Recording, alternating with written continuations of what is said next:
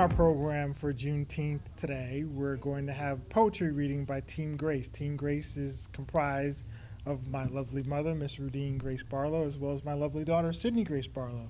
With that, Team Grace.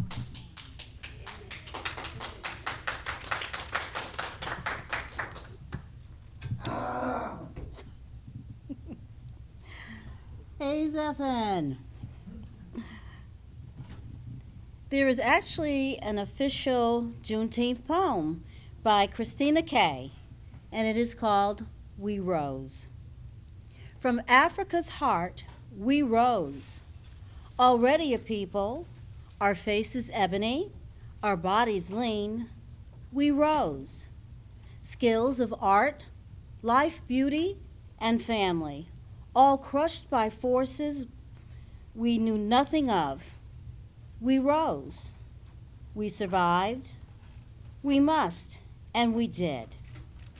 We rose. We rose to be you. We rose to be me. Above everything that was expected to become the knowledge that we never knew. We rose. Dream we did. Act we did. Now, we must still dream and act while remembering that we rose.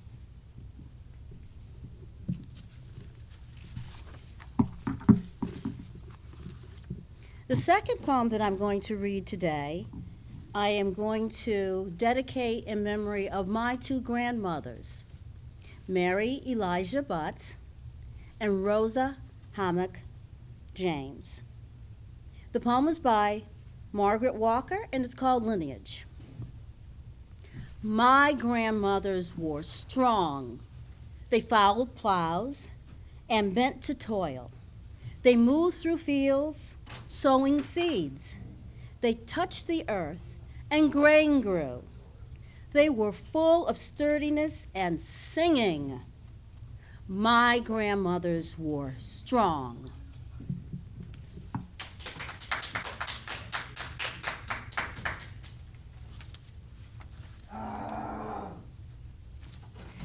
This is Still I Rise by Maya Angelou. You may write me down in history with your bitter, twisted lies. You may trod me in the very dirt, but still, like dust, I'll rise. Just like moons and like suns, with the certainty of the tides, just like hopes springing high, still I'll rise. Out of the huts of history's shame, I rise. Up from a past that's rooted in pain, I'll rise. Leaving behind nights of terror and fear, I rise. Into a daybreak that's wondrously clear, I rise. Bringing the gifts that my ancestors gave, I am the dream and the hope of a slave. I rise, I rise, I rise. And this last one is Juneteenth by Nikita Gill. Think of every battle cry that has broken through chains, and every mother who has lost her child's little life, and every father who has been helpless whilst in immense pain, every grandparent, every aunt, every uncle who suffered at the cruel hands who did not respect their beauty, their wonderful resilience, their faith, nor their culture. Parted and broken and hurt in every possible way, and in every possible and terrible way, they did not give up. They stood strong as they still do today. June 19th, 1865 for America has multiple Independence Days. And when history remembers freedom, she recalls Juneteenth with pride as one of her most holy and blessed days. Like now, these supporters knew in their moral core that enslavement was wrong. The catchy name can also be attributed to the spectacle their massive torchlight parades created. An editor of the Hartford Courant is said to have looked out the window of the newspaper's building and proclaimed that marchers in the street below were wide awake as daylight. The lanterns, made of glass and metal or of tin, were fueled with whale oil and carried atop long poles.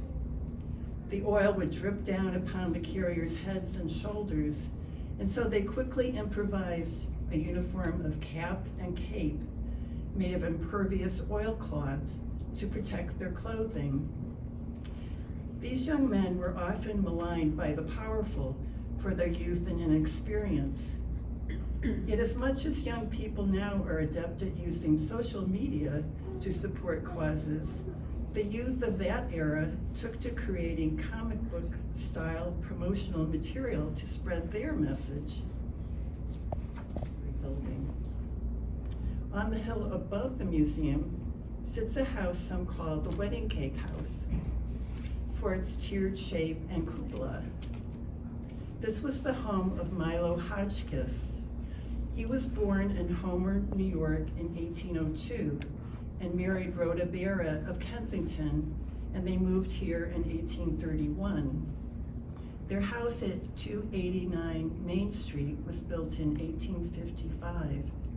On the Underground Railroad was long, hard, and dangerous, but worth it for so many looking to escape slavery in the South. We recognize the courage and sacrifice the Hotchkiss family made by opening their home to shelter the brave souls along their road to freedom.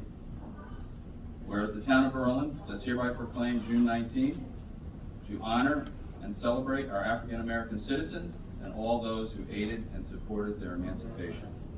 So it resolved that I, Mark H. Kaczynski, Mayor of the town of Berlin, do officially recognize June 19th as Juneteenth, and this was dated June 7th of this month. Thank you very much. My family was the first black family on Cleveland Avenue. My neighbors were Jewish, Irish, Italians, Polish. At a very early age, I learned about multiple different ethnicities. My next door neighbor, my best friend was my next door neighbor, David and Irene Cutler, a Jewish family. We played together every day. We went to school together every day. I remember one time around Christmas, I asked my friend David, in the company of his mother and father, how do you guys get 2 Christmases? They were Jewish. They took the time to explain to me about the Jewish high holiday. They invited me over there to their home every day to help light a candle in the menorah. So when we talk about learning from each other, that's how I learned. That's how I learned. My family was a hard-working family. We didn't have much, but we had each other. We were good neighbors. I was taught manners, like most young people. At birth, everybody was Mr. and Mrs. We never called an adult by their first name. When adults entered the room, we were taught to get up and leave the room. We were raised right. Now let me say this. I'm sure most of you hear about Hartford today and the stories that you hear. And I'm not here to say that they're not true. What I am here to say to you though is there's more good folks in Hartford than the knuckleheads that you may hear about on the daily news. And I also want to say this, that every day that I get up, I try to do something good for somebody. And I think most of you are like that as well. I think most of you are like that as well. But let me give you a little history about me. Again, born and raised, went to local schools, C.A. Barber School on Tower Avenue. I'm a proud Weaver Beaver graduate, class of 66. Go Beavers.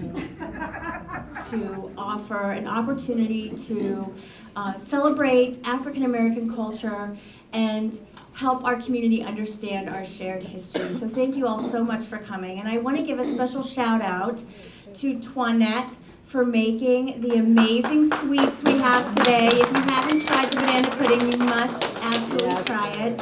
And also to Mind, Body, and Soul Food out of Meriden, Connecticut, who provided the savory dishes for today. I also wanted to mention that we have a couple of things going on outside of this room. We have a community art project that's happening over near the nonfiction section. So if you have an opportunity to stop by and draw a picture commemorating Juneteenth, they are going to take a photograph and turn it into a community quilt. And then we also have a make and take for children in the children's area along with a book display. So thank you again for coming, and I invite you to take a minute to participate in those other activities. Thank you.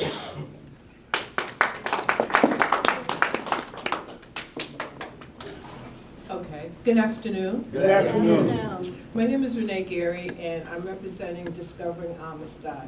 This is going to be a hard act to follow with Steve, but that's okay. We're both from the same neighborhood.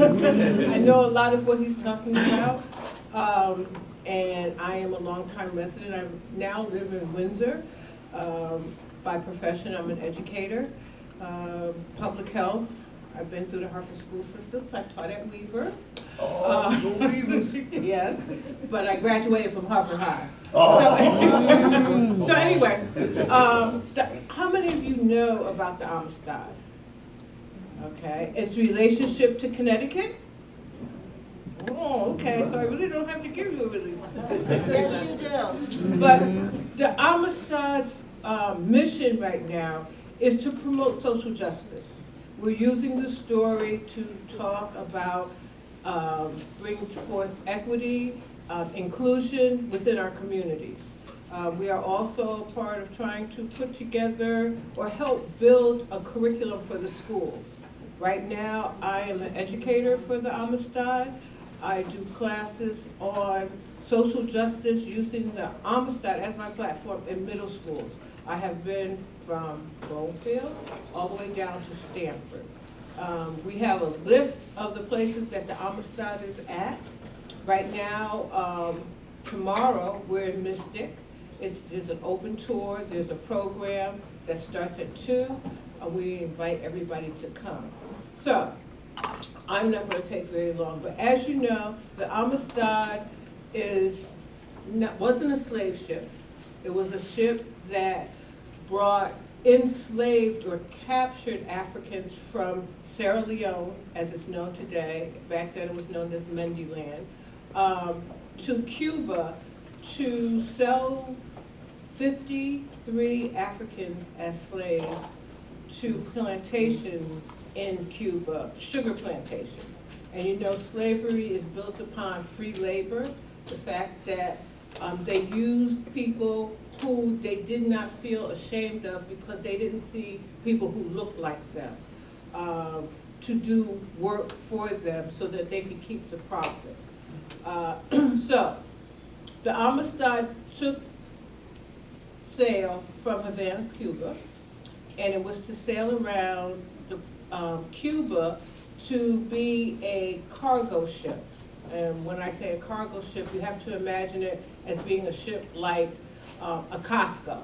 You can go there, it had all the goods that you need, it dropped these things off at the different plantations, and along with the cargo, they had these 53 captured Africans.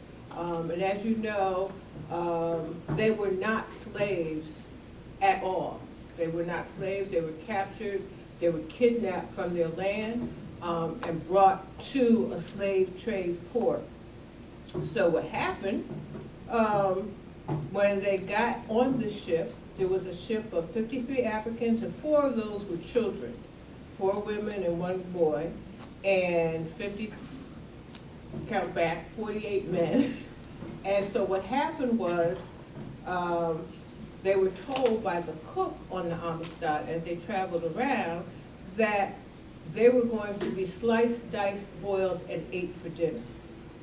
Well, they didn't like that. They felt that, no, this is not happening. We don't know what you're talking about. You've taken us, forced us into something that we don't want to have. They were put into chains around their neck and around their feet, similar to what we know as chain gangs down south, okay? people who were in prison and then put out to do work. Well, that's how they were capturing these Africans. So what happened was there was one man on board named Sinkay, and his resume is very extensive. He was a businessman, an entrepreneur, a father, a husband, and he spoke different languages and dialects. And so what he was able to do was to pull together the rest of the Africans on board and communicate with them, because they were all from different parts of Africa. So that meant that they all did not speak the same language. A lot of them had a different dialect. So he used his skills as an orator, because he belonged to a secret society at that time, and he also belonged to what they call plavers, which were people from different communities or different tribes that came together to live together in peace, okay, by means of sharing economic resources, by bartering, by building. So he pulled these folks together and said, we're not going to have this. We're not going to be taken away from our homes and our families. We're going to have to find something to do to get back home. And he did most of this not through language of sound, but sign language, okay? So what happened was, has anybody seen the movie The Amistad? Okay, so you saw the part in the movie where he found the nail on the floor, took it up, and unchained himself, and that's what he did to the rest of those that were in shackles, and he brought them above deck, and he took what was in the cargo, which was the sugarcane knives. They took them above, along with, and when you go visit the Amistad tomorrow, or when it comes to Middletown, or when it comes to New Haven, you'll get to see some of the artifacts. So he took these pegs that they had on the ship that they used to tie the ropes around, and they used them in the same as a club. And they overtook the ship's captain, the cook, who they got rid of first because they weren't having it. The captain had a slave, a 14-year-old boy, who removed himself from this rebellion that was going on, sat way up on the mast, and watched what was happening down below. So he was not killed. So then they kept the two slave traders who had purchased the enslaved Africans to get them back to West Africa. Why? Because these captives were from the inlands of West Africa, so they had no knowledge of how to navigate the waterways.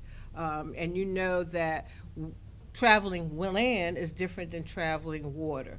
You use the sky, you use the stars in order to navigate yourself on the water, opposed to a compass and miles when you're traveling on land.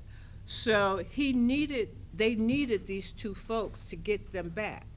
And what happened was they decided that during the day they would make them think that they were taking them back to Africa. And the captives would not dispute that because they knew that they were to follow the way the sun would rise.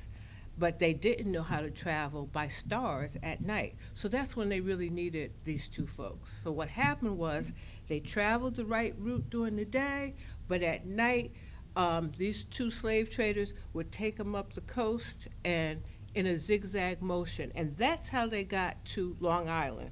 And I'll see if I can get the picture up of that. Okay. So here are some of the pictures. West Africa, is part of the continent of Africa. They were from Mendiland, which is now Sierra Leone. And as you can see, they didn't know much about water because they had a very tropical, hilly, mountainous terrain. And these were some of their skills. They were blacksmiths. They were into agriculture, and that's how they made their living. This was houses in Sierra Leone in 1856, and we know that this story is starting around that time. 1864 is when the rebellion took place. So plavers were a group of men. At that time, men ruled, so it was a group of men who came together to discuss affairs, sort of like having your councilmen and your city folks who come together and go to the Capitol and discuss what they need for their community. So that's what they did here. So they were stolen and they were dehumanized. Their way about them was taken away. They were put in shackles. They were not given the same things that they were used to: food, water, shelter, and clothing. And they were made to think that they were no longer humans. And what made the people think that this was okay is because they did not look like them. The color of their skin was different.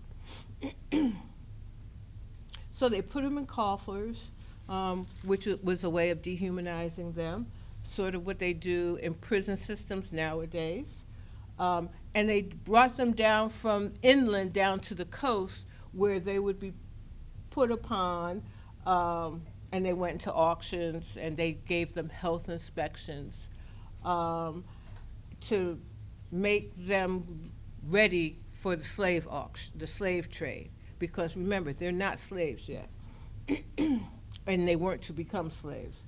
So the process of dehumanizing them was to put them in coffins, coffles, shave their heads, give them forced health inspections, and replace their names with numbers. And probably, and this is my rendition, is because they couldn't pronounce anything. So they had to give them something that they could recognize. And so they took them to a port on the coast of West Africa called Lambuco, where they waited for the slave ship to come in to transport them to wherever they needed to go. And so this particular slave ship that these Africans came on was called the Takora. And this is a picture of what a slave ship would look like. They put them on a slave ship, chained them side by side, only brought them up for water. People died on this voyage due to disease, starvation, mental illness, because nobody wanted to go this route. And so they dropped this group of people off in Cuba on the Takora. So you see they traveled from Lambuco to Cuba, and they were then put in a prison in Cuba and waited for the slave traders to come and purchase them. So they were chained in jails, outside jails because of the weather, and to wait. And so this is a picture of the Amistad. The Amistad that you see now that's here is a recreation. It's not a replica, it's a recreation. And what makes it a recreation is the fact that it's bigger than the Amistad, the original Amistad, because because it has modern things, like it has a diesel engine and it has navigation system. So they had to widen it and make it longer. So they took the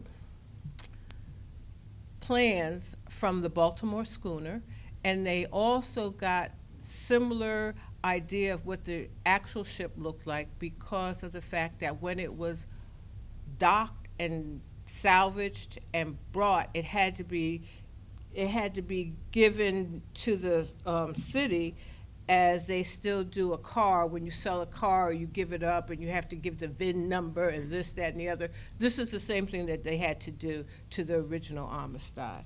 So that's where we were able to get size, shape, and what it actually looked like. And now the Amistad is also different because it has to travel the waterways that we have now, and that means that it has to go under bridges or around, and so they had to make it so that it could do that type of traveling. So as I said, it was originally a general store. It took goods around to different plantations and dropped it off. But the people that they put on this Amistad, they were separating them from their families, from what they knew, from their businesses, from their home life, and dehumanizing them. So what happened, and we just went through that, we know that why was there slavery? It's because they needed somebody to do work for them that they didn't want to do and make money off of what other people were doing for them. So it was to get free labor. They dehumanized was the way to enslave and justify slavery. So if you made a person feel like they weren't a person, then you got them to do what you wanted them to do. So that's what happened. So this is a picture of who was aboard the Amistad in 1839. And as you can see, this is not all of them. This is just a few of them. But there is also the 4 children. And if you can, here's one, here's one, here's one, and I can't see, and here's one. Okay, those were the 4 children that were on the Amistad. So, what happened, there was this single guy, Simpei, who, as you can see here, he has a very nice resume. He was a father, a husband, a farmer, a businessman, a member of a society of societies that dealt with religious ceremonies, maintaining justice, and providing for defense. So he was a man of great character, good standings in his community, somebody we all would hire if we saw this resume at that time, okay? But they captured him thinking he was less than and decided to work him as though he was less than. So they went from Havana to Port-au-Prince, and that's how the journey started out, and so that they could go to the sugarcane plantations. And it was then that they arrived on the Amistad, planned the rebellion that took a matter of 15 minutes at the most. It was very short, quick, down and dirty, okay? So this is a picture from the movie. And here is a rendition of the revolt. So as you can see, they had the knives of the sugar cane, and they attacked. And you will be able to see all this if you take a visit to the ship. And you know, a few of them died. There wasn't that many left. There was only like 34 of them that were left after this revolt took place. So, after the revolt, this is when they sailed around trying to get back home, couldn't get back home because they were not seafarers. And so the 2 slave traders, instead of going from Cuba back to Lambuco, zigzagged their way up along Long Island Sound, and that's where they got caught by what we know as the Naval Academy Police, and they came aboard. Now you know that they did not speak English, so they could not get any information from the Amistad captives at the time because they didn't understand a word they were saying. But the 2 slave traders spoke Spanish and spoke English, so they were able to communicate with them and said, they try to take over the ship. They're trying to do away with us. So what the naval police did, and that's what I will call them, is that they imprisoned the captives in New Haven jail. Okay, they took them to New Haven and jailed them in the town green where the prison was, where they stayed for almost a year before they were brought to trial. Van Buren at the time was president, and he did not want to ruffle the feathers of his constituents, but he also knew that they were, after hearing a story, knew that they had committed no crime. So what he did was he said, okay, you're going to take this to court. I'm out of this. I don't want to be bothered with this. Because even though slavery was illegal, we still had plantations with slaves on them here in the New England, the Northeast. And there's stories about that till this day. So they stayed in prison, and what happened was, at that time, as you know, we are a state that is about equity, and that's part of what we're trying to promote with the Amistad, equity and social justice. So what happened was some abolitionists heard about the plight of these folks being jailed and took up the banter to help them. And what they did was they went and they could not, and here goes the folks, Thompson and Judson were in the court at that time. And so they heard their case, but they couldn't hear the case of the Amistad captives because they didn't understand the language. So two abolitionists, Gibbs, who was an abolitionist and a product of Harvard, decided to take the case up.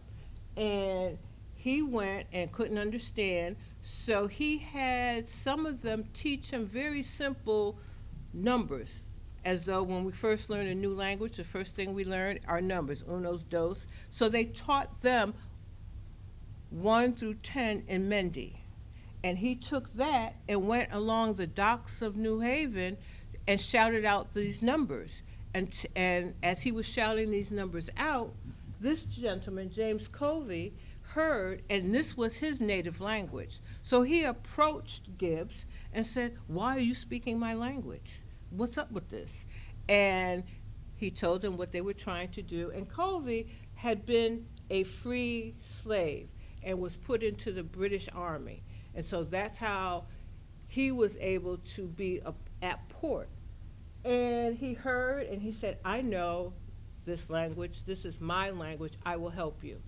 So he helped translate the captives' story to be presented in court. So it was presented first in Hartford at the old State House. And they said, "Okay, but we're not going to rule any decision on this." So they took it to the Supreme Court in New York. And the Supreme Court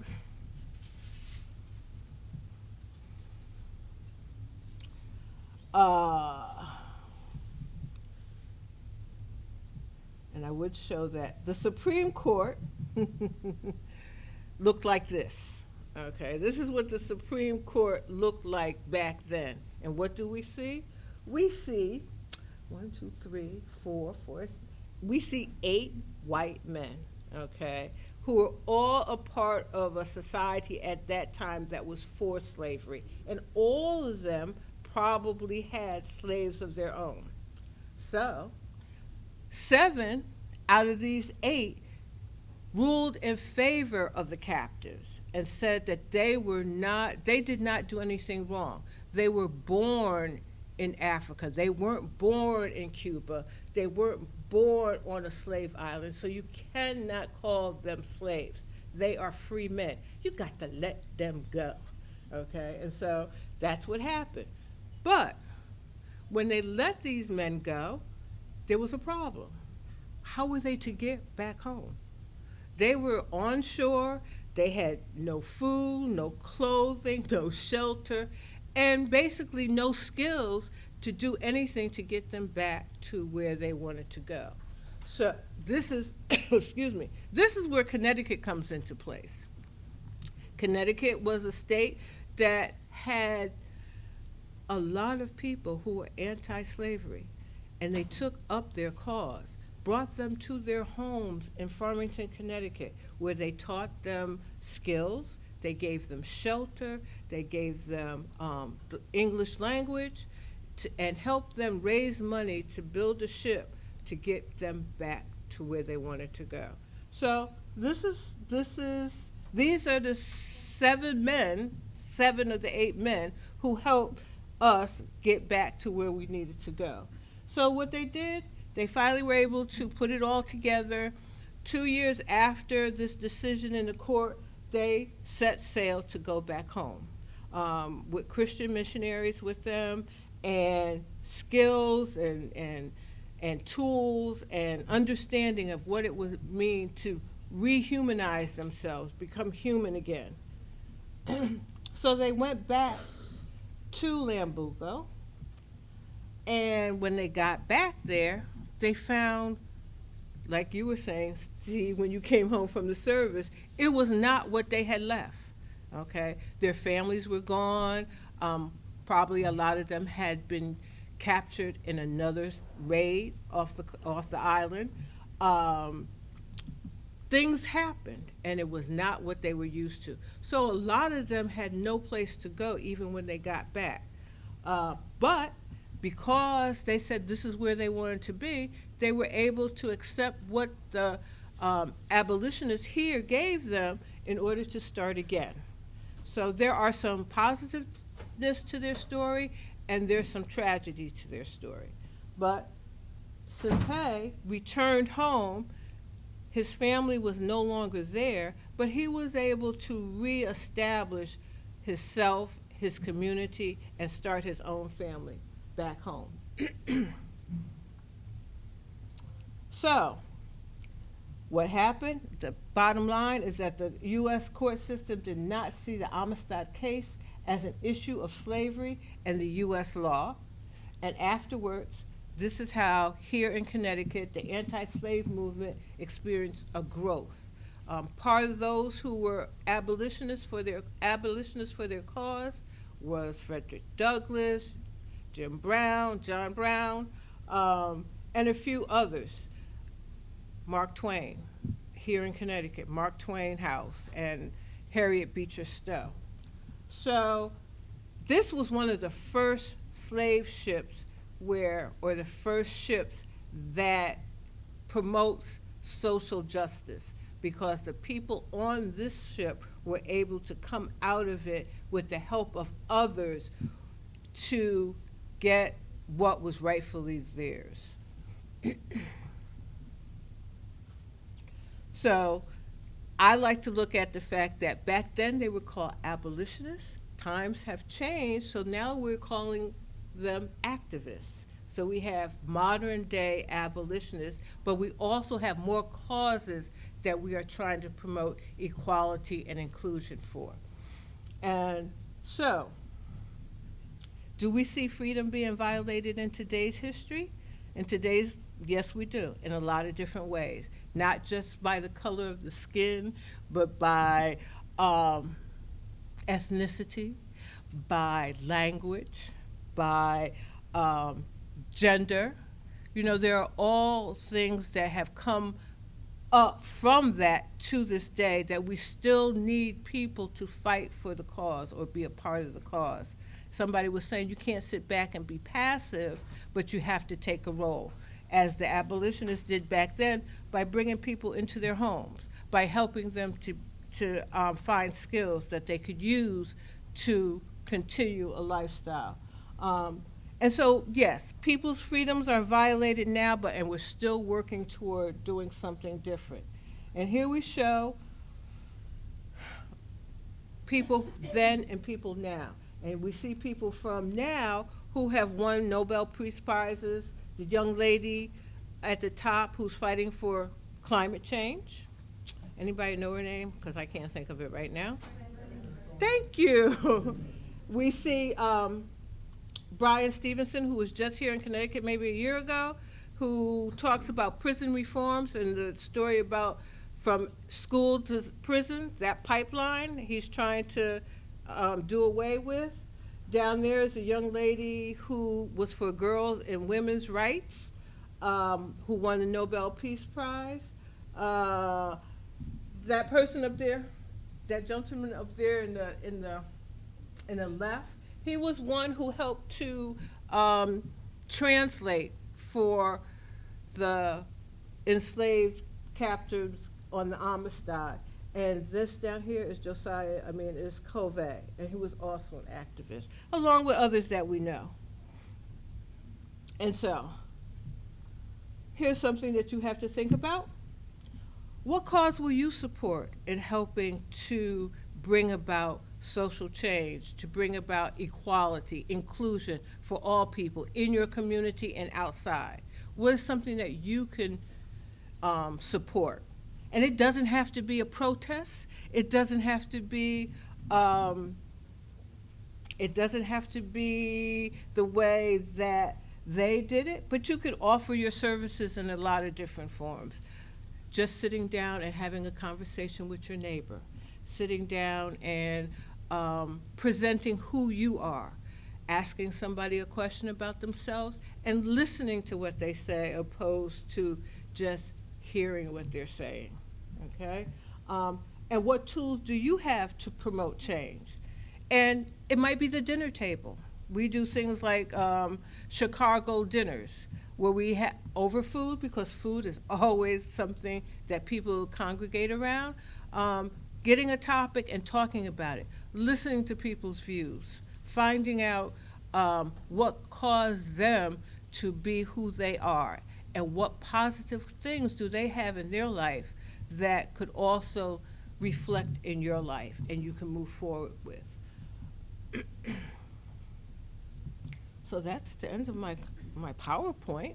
And as I said, the Amistad purpose is social justice, equality, getting people to live together harmoniously next to one another and by the person that they are and not the color of their skin. Any questions, comments? I really would like. Yes. Yes. Going back to the captives of the Amistad, why did they take the children? You know? They took the children, they took women, and they took men. Children were an easy target. Just like now we have trafficking of young children, that was probably the same mindset that they had back then. You know, the fact that start them young, get them to do what you want to do.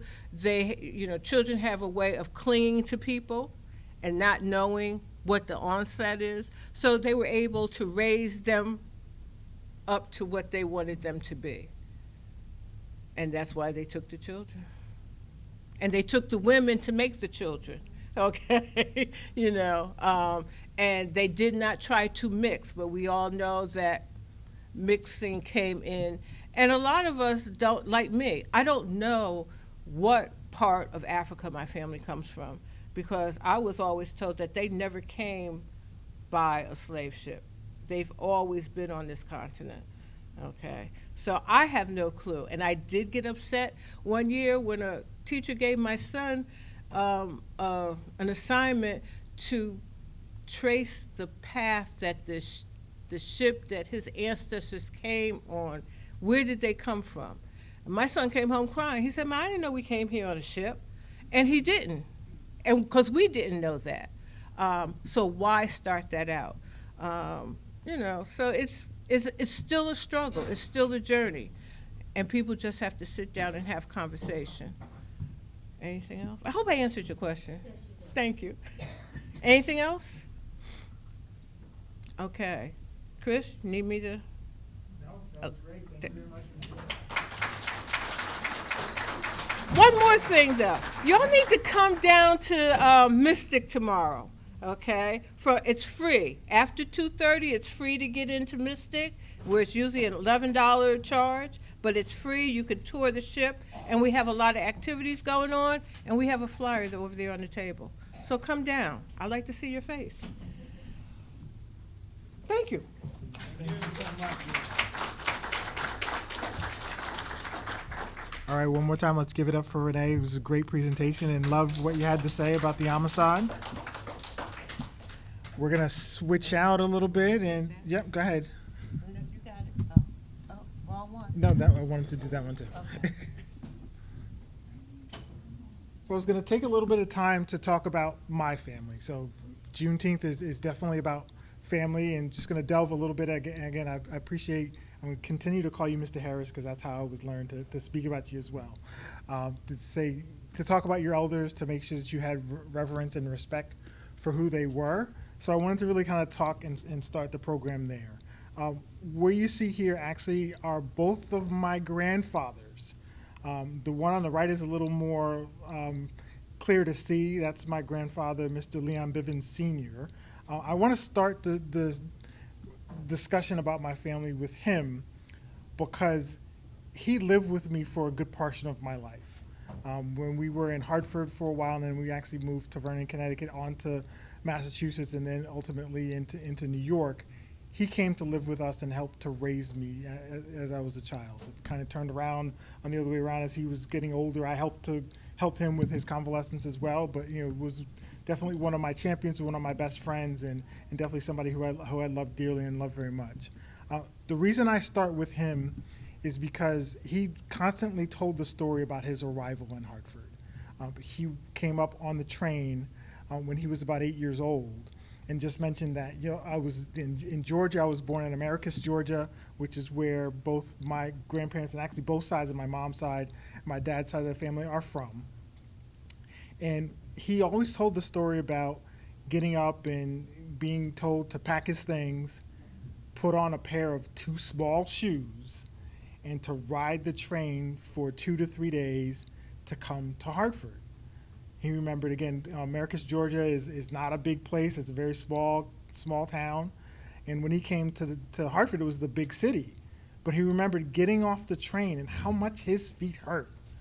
Why did they hurt? He was not allowed to take his shoes off, and obviously he needed to make sure that they followed the rules of what was on the train.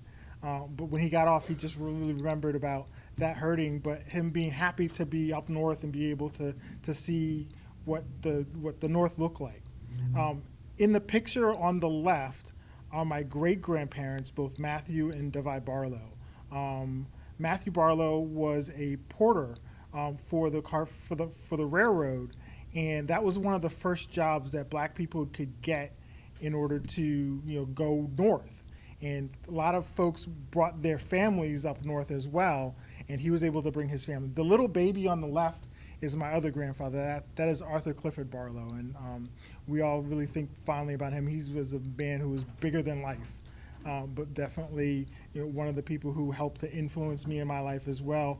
And I bring this all up just to say that our family has over 100-year history in Connecticut, and that we arrived in what was called the Great Migration. That train trip was a train trip that many African Americans took to come out of the South to escape the Jim Crow laws, to escape segregation, and to escape racism, and to come up north. And our family chose to come to Connecticut mostly because there were jobs that were there, and my grandparents were amongst the first people to find jobs on the railroad in order to do so.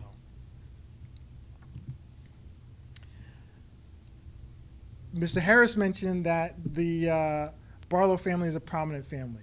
One of the ancestor, or I'll say ancestor in that way, that one of our cousins is Bose Barlow Jr. He was actually Connecticut's first black judge and first black senator.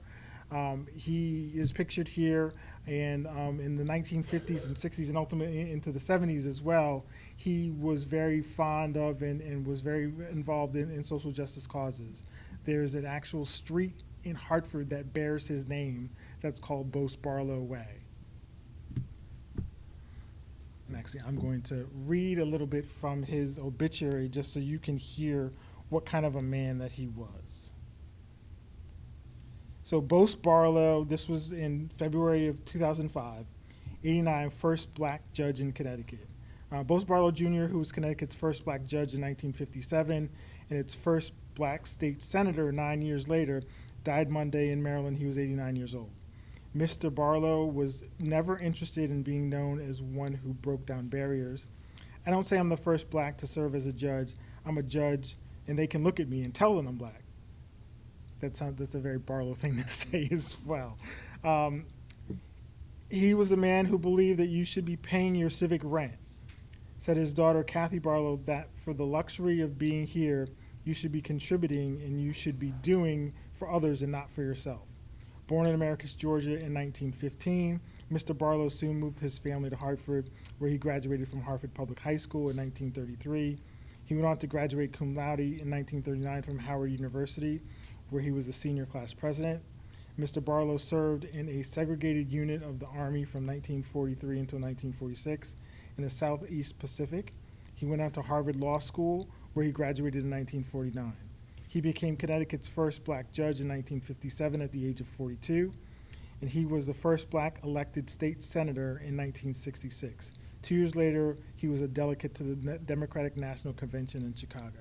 So again, a very esteemed life. I had the privilege to meet him a few times as a small boy. I really don't remember him that well, but I do know that I had an opportunity to meet him. So again, it was great to know that that's part of our family's legacy. And again, it's an endearing part of Hartford landscape. Obviously, Hartford has been part of today's program. The reason that we bring that up is, number one, that's where I was born.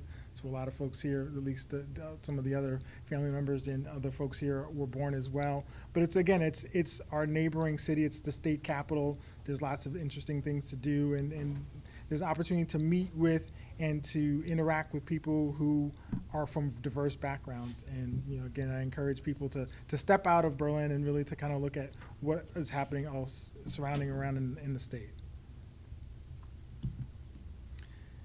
Next person I want to talk about was Eddie Barlow Jr. So Eddie Barlow Jr. is my grandfather's cousin, and he actually was one of the first, he's the president of the first black-owned bank in the state of Connecticut, which was called Hartford Savings and Loan, Connecticut Savings and Loan, based in Hartford, and it was around until 1992.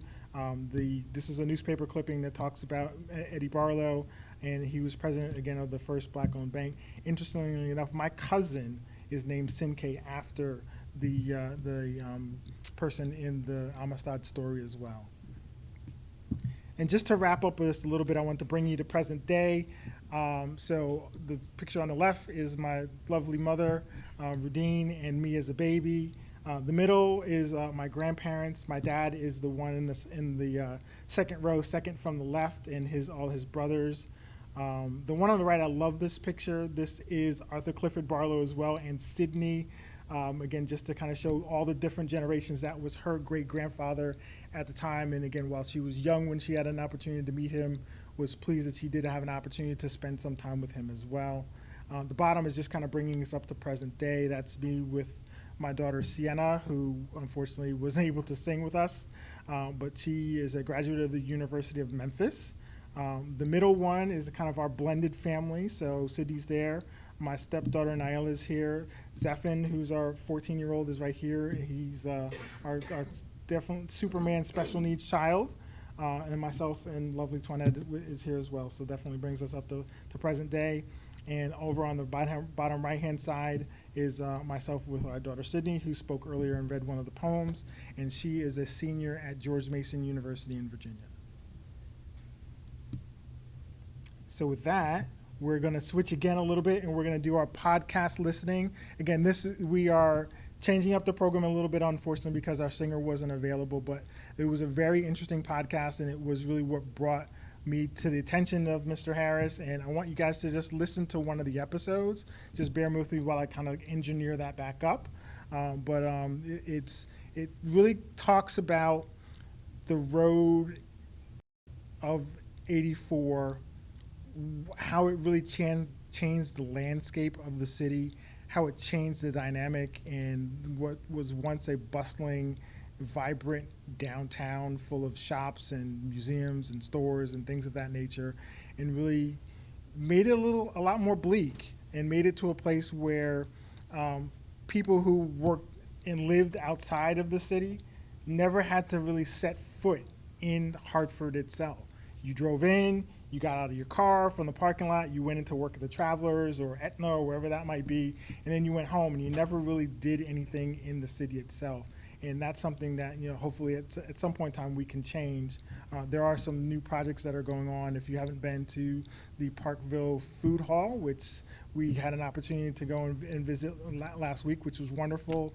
There are new things that are happening on Front Street and on Pratt Street as well in Hartford, and it's definitely starting to become a little bit more vibrant.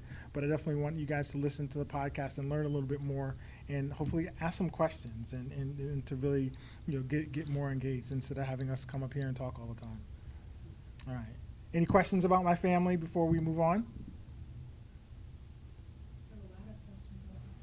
Go ahead. Come on. That's part of it. Come on. Absolutely. just because you're part of BEAT, that doesn't mean that we can't have a dialogue as well.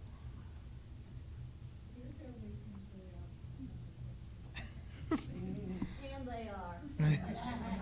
All right, let's see if we can get it to work this way. It might.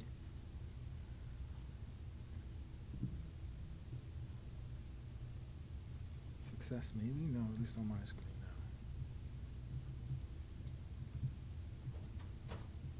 now.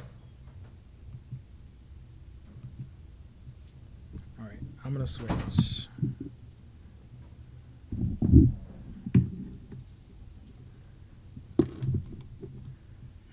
Don't fall. Yes. You don't mind? How about we have Pop just talk about what he's setting up, his relationship with his grandfather who worked for the railroad?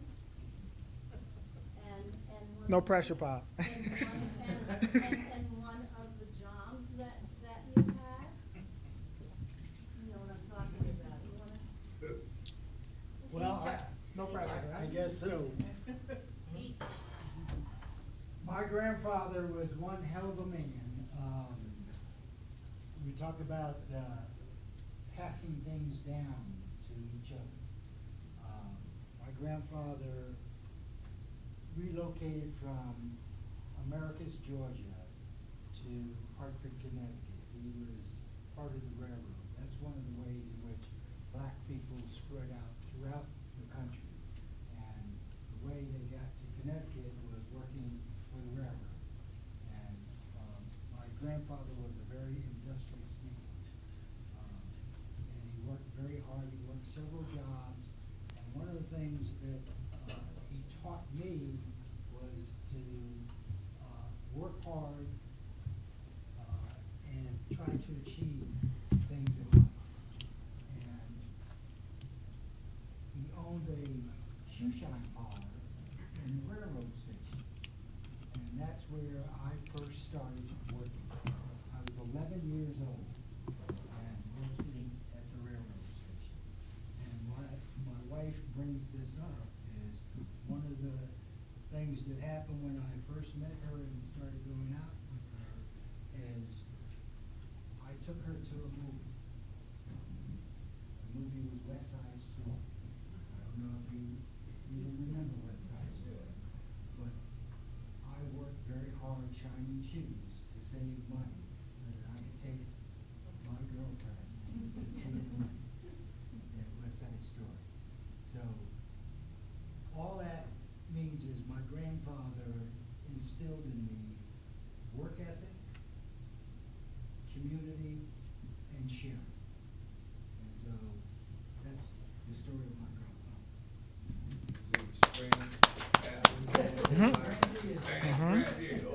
There's one thing, people should read, Something from Other Sons by Isabel Wilkerson. Okay, Something from Other Sons by Isabel Wilkinson. Yes, it will give you a very good story about the migration from the south to the north. And like, his father worked on the railroad, so did my grandfather. He was a red cap. And that's one of the ways that we used to be able to go on vacation, is because the family got to ride the rails for nil to nothing. And so we used to ride from Hartford to New Jersey to Ohio, because that's the route that my family took from coming up north. So there's a lot of history in Connecticut as far as people and the things that we contribute to this community and to the state of Connecticut. We were just talking, we have people who are our first black legislator, Spike Johnson, was from Hartford, and he was an entrepreneur and small business person.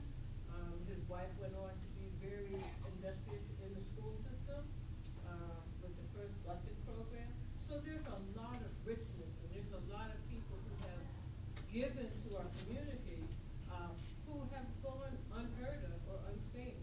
So I just, it's the type of thing that we all just need to talk to one another, find out what's going on. And I think it's also, one of the things that I realize more so now as I get older is that how important family reunions used to be.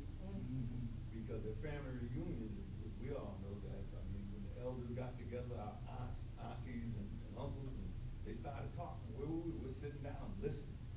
And we were able to pass that on, and what worries me is now with this move about CRT and, critical race theory and taking books out of libraries that folks don't necessarily agree with. History is history. And my thing is, as black people, our history has to be passed from one generation to the other. Now, there's a movement that erase our history. Good, bad, and indifferent, we should always talk about our history. All right.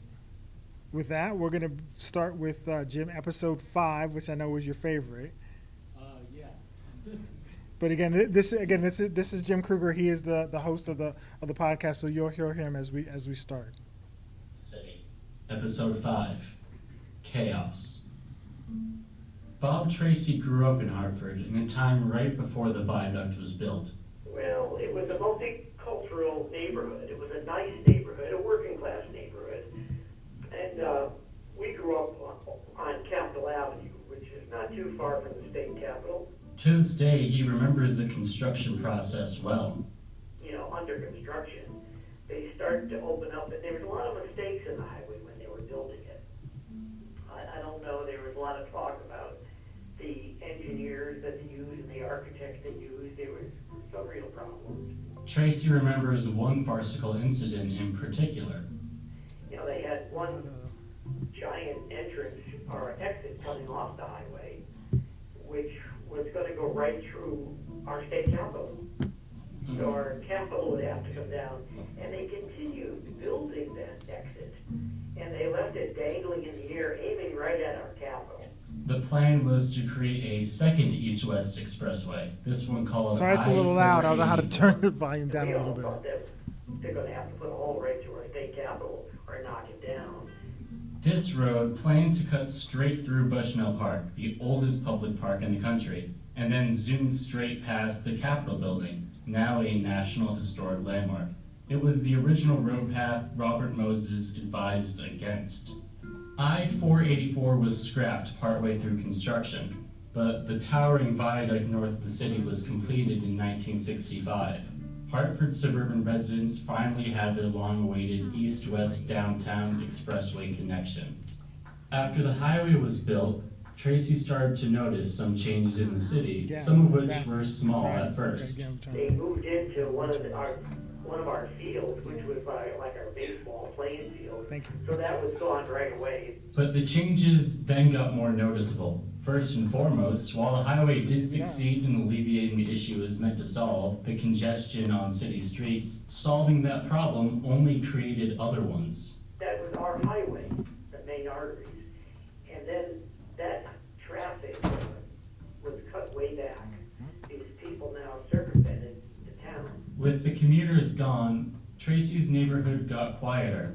But those commuters were also customers, and their money was something that the local businesses relied on. But we were in a small business area, and what the highway did to us is took our customers who had to drive by us because we were the main arteries and brought them around. Multiracial folks that were around all kind of disappeared.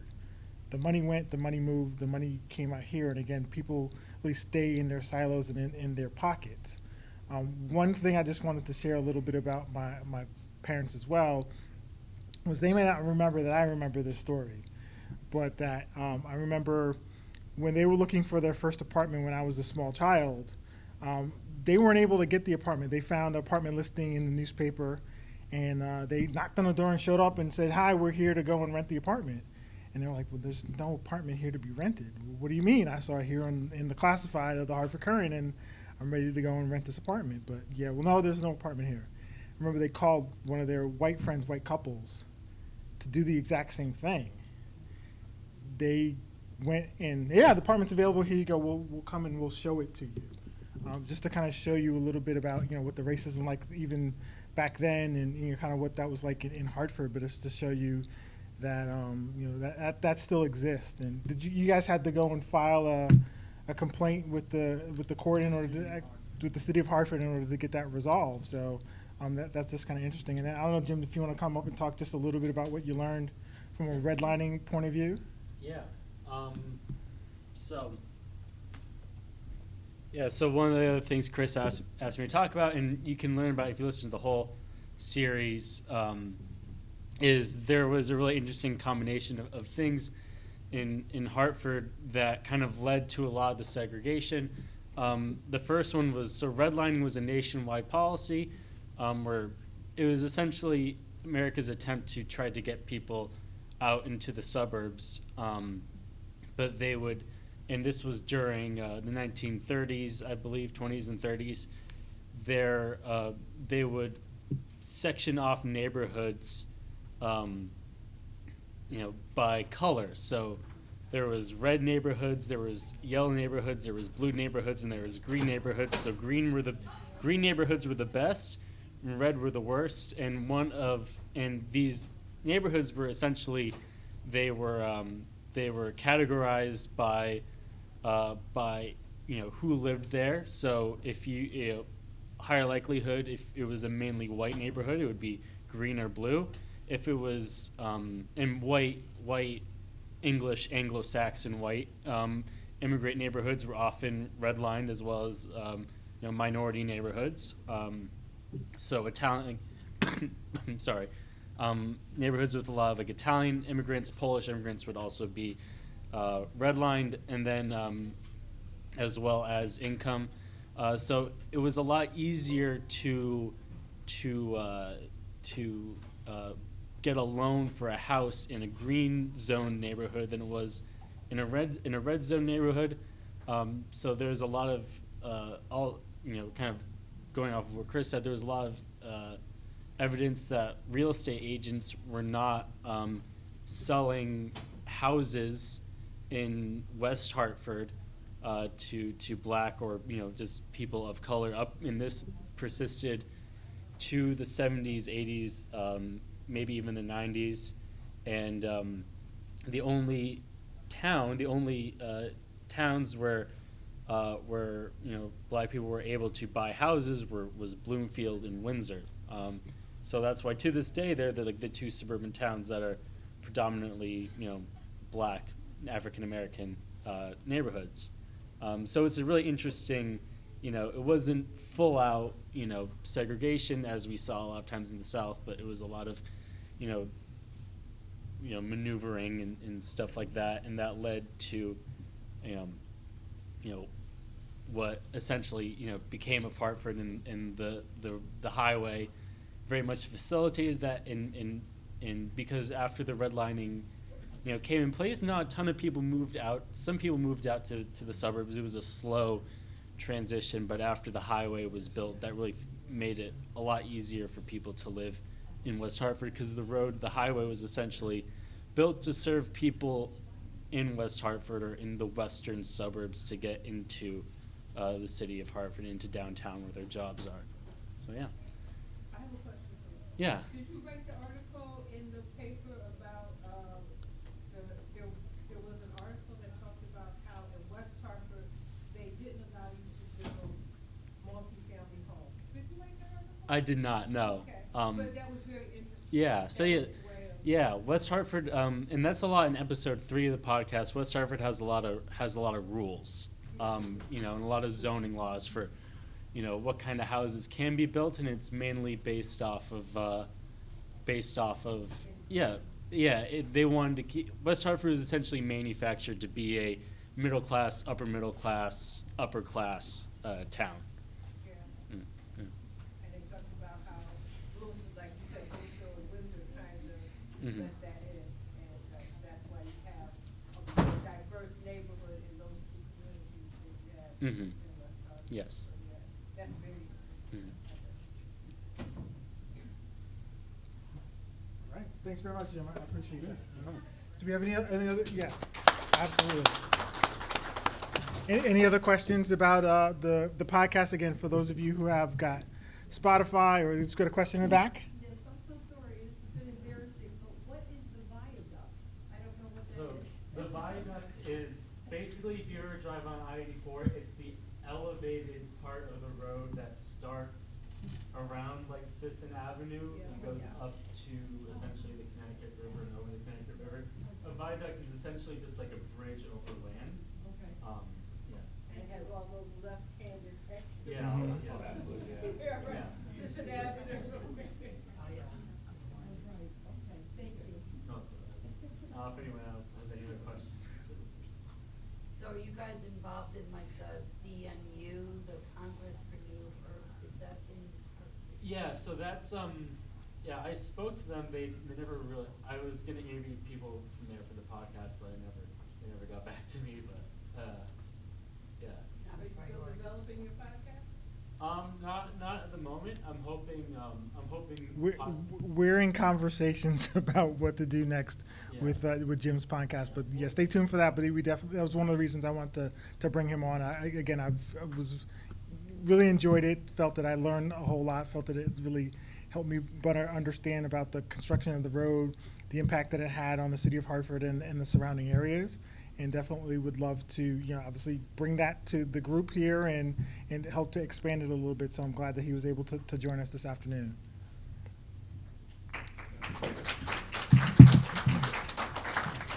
So that, for everybody, concludes our Juneteenth program. So again, I want to thank everyone for coming out today. Really appreciate it. This was the first time that we did this. Hopefully we have an opportunity to do it some more. I want to thank the library. I want to thank the Historical Society. Great talk that you gave. And as far as that was concerned, Mr. Harris, again, I want to thank you very much for your participation. My family for coming up from Georgia, and for everyone for coming out. And again, thank you very much. Really enjoyed doing this, and hopefully do it again soon. All right, thank you.